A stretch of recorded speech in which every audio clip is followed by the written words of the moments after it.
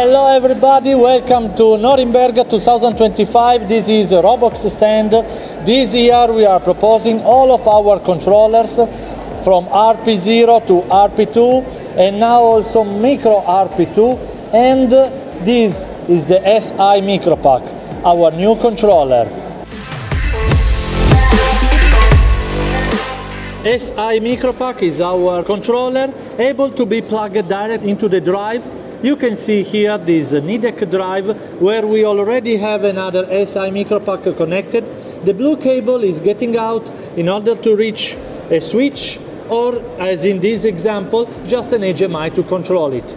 Otherwise you may plug to a PC. Instead, the yellow cable is the EtherCAT output, getting out to the safety PLC and then making all the EtherCAT network to all the drives around.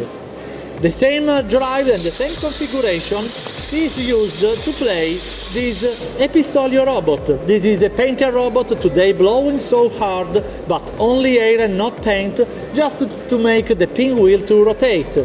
Normally, here inside you can find a real big block of drives that are all controlled by just this little Robox controller.